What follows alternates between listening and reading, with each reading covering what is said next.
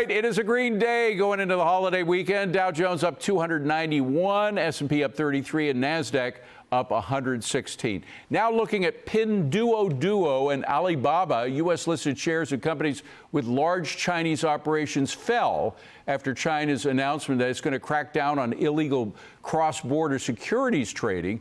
PDD was off almost 6%, while Alibaba was down 4.5%. Now, China claims they are equal or even eclipsing the United States in economic and political power, but the reality is what you see on the screen. If you take all the market capitalization of all the corporations traded in the U.S., you come up with $75 trillion. Guess what? China is just $11 trillion. It's we're about 4 or 5 times more rich than they are. I don't think it's an equal equation. I don't think Gordon Chang thinks it is either. Gordon, 6 times the wealth of China, and they're dealing with us as though, well, we're basically equal powers. Well, Xi Jinping on Thursday actually used the phrase new era, which is a period of time where China dominates the world and where the U.S. is nowhere to be seen. It's even more insulting than the other phrase that's caught people's attention, which was Thucydides' trap, which is an era where you have a declining hegemon dangerously challenge a rising power. Right. New era means it's all finished.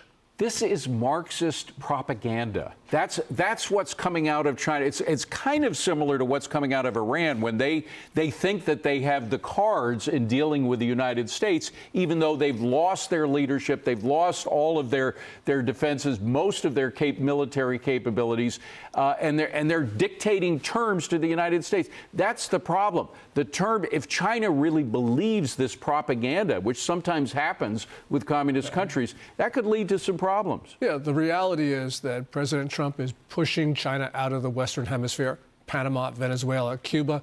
We've been pushing them out of the Middle East. You got Syria and now Iran.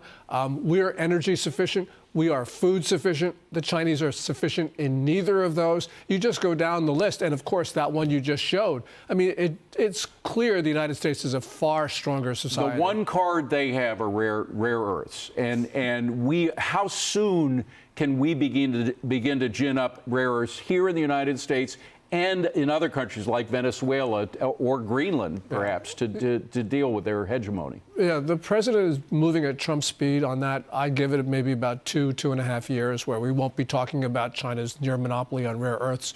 The one place where they are actually stronger are pharmaceuticals, where they have 100% monopoly on like 800 drugs that Americans use. I mean, that's just stunning. And there we're not moving as fast as we need to. But, you know, we have so many other advantages over the Chinese. Right now, Xi Jinping has configured the Chinese economy so that he has to export. That's his only hope for growth. Well, we Americans are 32% of global consumer spending. Yeah. He absolutely cannot replace the American market. All right, let's talk about Taiwan, because our acting Navy Secretary says the U.S. is pausing a $14 billion arms sale to Taiwan to make sure we have enough weapons for the Iran war. But I'm wondering if this is a gimme to the Chinese to try to improve our negotiating position with them. What do you think? That's the way the world's going to see it. This $14 billion arms sale is a critical test of credibility and resolve. Because if Trump doesn't go forward with it, what he's saying to the world, and he's saying to our friends and allies like Japan and Taiwan, that the Chinese make U.S. policy. Well, they don't, because they're not nearly as powerful as we are, but we're letting them do it. So what Trump needs to do is to go forward with that sale, tell Xi Jinping that Taiwan is none of his business. That will hearten Japan. And that also will have a valued effect on Iran, because they'll see we are exercising political will, and we're not afraid of China. If Taiwan does not receive this arms shipment, could China invade Taiwan? I don't think so. And the reason is that because of these purges that Xi Jinping has, he's decimated the top of the Chinese military. That's not to say that China won't back itself into a war, because we've seen these very belligerent activities from India in the south to South Korea in the north. That means one of those things can go wrong. Xi Jinping cannot de-escalate. Gordon Chang, great to see you, my friend. Thank you very much. Thanks.